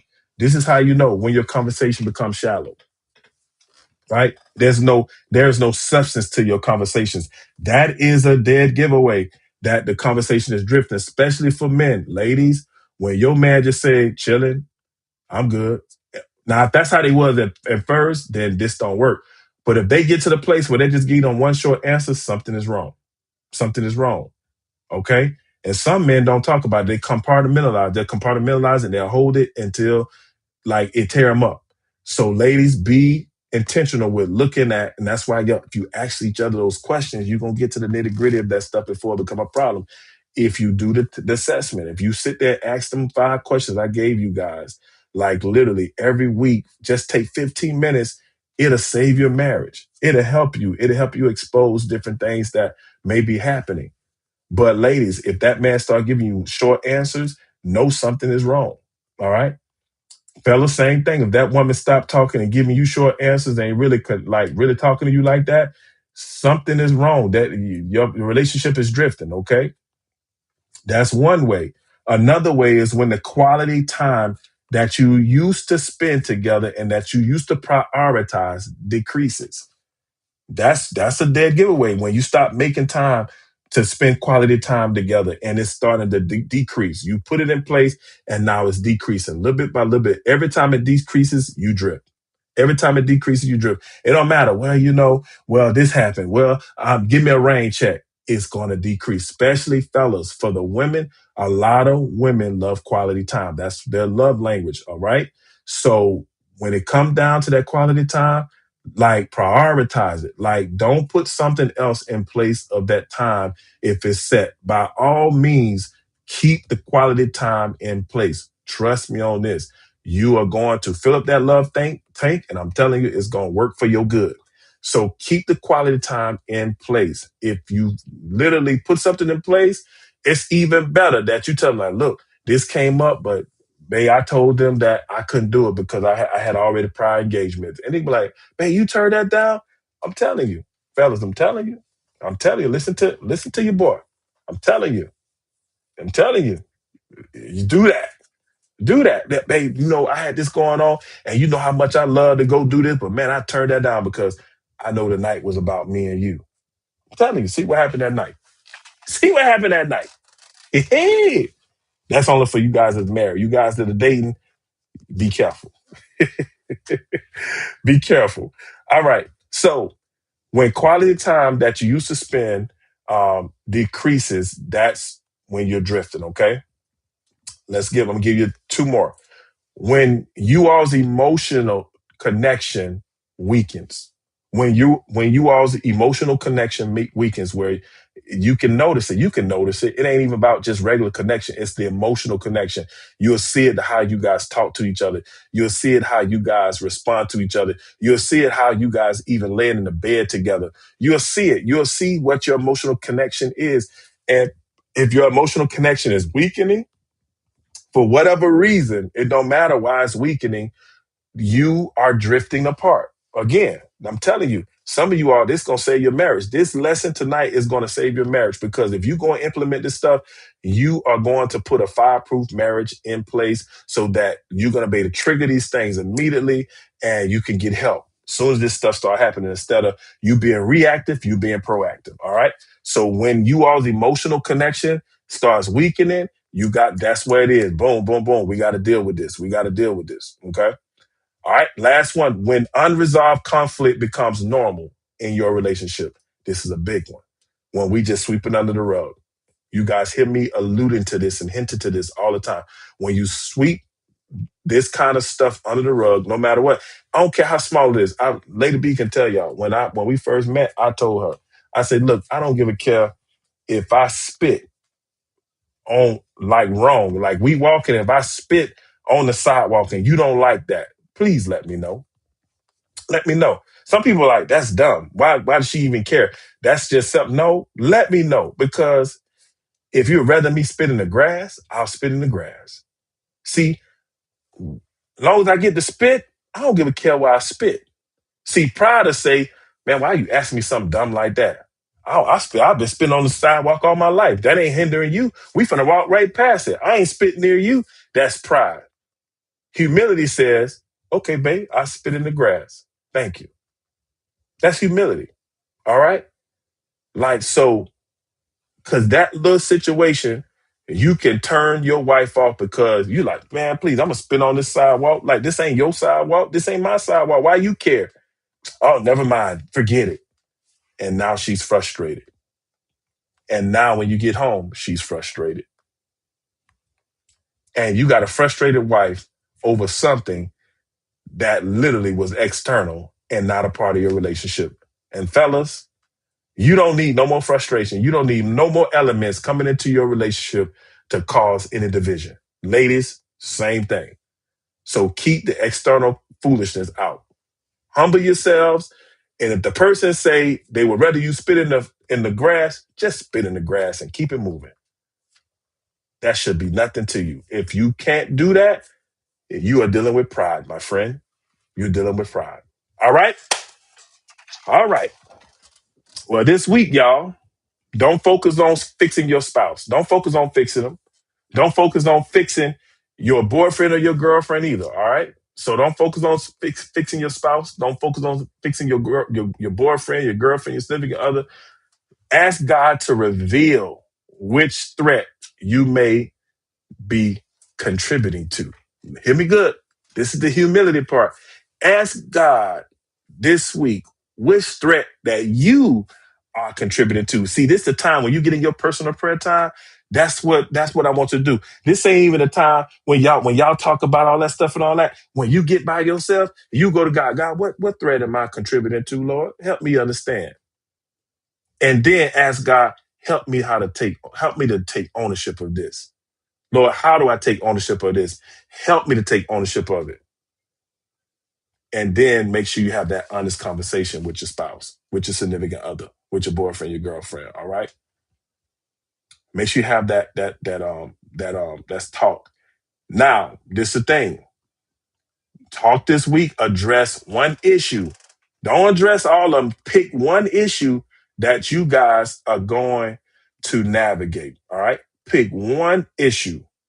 Right? It could be the thing that you say, how can I love you better this week? Like, out of all this stuff and what you're asking, pick one thing. I don't want you to focus on a whole bunch of stuff. You get overwhelmed. When starting out, just focus on one thing at a time. All right? One thing. So just address one issue.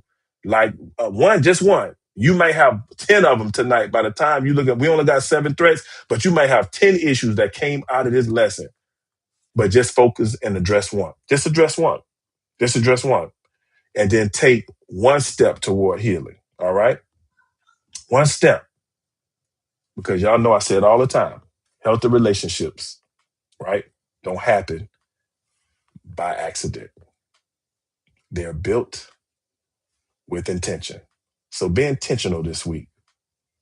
You got the blueprint for these threats. Now go work it out. Amen. So thank you, family. I love you guys. Thank you for joining tonight for another episode of Real Life Relationship, a Blueprint for Healthy Love. If tonight's conversation helped you, be sure to share this episode with a friend, with a loved one, with your spouse, of course, with your spouse. Share it to your timeline. Share it, take the link down and share it with somebody. Share it with them, that somebody that can benefit from it. All right. That's what this is all about. I want to help couples everywhere. All right. So join us next time as we continue, right, helping people build healthy relationships God's way. All right. And so if you guys would like to give, you guys can give. I'll put it in the chat. And so, again, I'm praying for you guys. I thank God for you guys. God is good, man. He's good. And so I just, I appreciate you guys supporting the channels. But next week, we're going to make it one channel. We're going to do it that way. And we're going to have a real life relationship channel. And we're going to do that. All right. And so I appreciate you guys coming on. Thank you guys. And so I pray that you were blessed by this lesson. And if you missed the part 1 from last week, go back and read it. Go back and do it. If you missed part 1 from last week, go back and see it. Go back and go over it, and also do the questions. Like, that's why I make this interactive. Do the questions, okay? Do the questions so that you guys can really navigate this and really understand how to build healthy love. Not just think you loving each other, but actually build healthy love. Because we want to stop building lust. We want to build healthy love. Because some of us got married and we were in lust and we thought we was in love. And that's why we start saying, I'm not in love with you no more. No, you're not in lust with me no more. Because you don't fall out of love with somebody, because love is not a feeling or something you can fall out of, because it's always a choice. Amen, somebody. So I love you guys. Again, you see the different ways you can give right there through Cash App and Zelle. I appreciate your support and all of this. And so again, share this thing. I'm gonna post about. I'm probably gonna make it tomorrow. Make the channel tomorrow so we can get ready to be on the Real Life Relationship channel, so that I can get you guys. Because man, that thing was 4 to 5 minutes delay. So we definitely gotta fix that. So I'm gonna just go live on YouTube with our Real Life Relationship channel, and so you guys subscribe to it so that man, we can get that channel going. All right. So I love you guys. God bless you. If this bless you, put a comment in the section, tell me that it bless you. Put the emojis, put my favorite emojis. For you new people, my favorite emojis is the fire emoji and the explosion emoji. Why? Because I'm a 4th of July baby. And this year, I'm going to have to celebrate my birthday, not on the 4th of July, because y'all know what happened. It's the country's 250th birthday. So that's going to be hard to celebrate my birthday on the country's birthday this year, because it's 250 years. But, I'm going to get my fireworks in, you dig? So I'm looking forward to that. So birthday about 3 weeks away, so I'm looking forward to that. All right. But blessings to everybody. I love you guys. Thank you for supporting. God bless you guys. Have a blessed night. All right. Good night. And next week, remember, we talk about narcissism. We're going to break it down, so you don't want to miss next week. We're going to talk about it, what it is, what's a narcissist, what kind of narcissists are there in the world, what is not a narcissist. We're going to talk about all that. We're breaking it down, all right? Because too many people be using that word, and too many people don't know what it really is. And some people are dealing with it and don't know what it is. And so you cannot defeat your enemy unless you recognize it. And your enemy is not each other. We don't wrestle against flesh and blood. So we got to uncover the things that are hindering us. And so some people have these narcissistic tendencies, and they need to be aware of it and how you fix it. All right. So I love you guys. God bless you.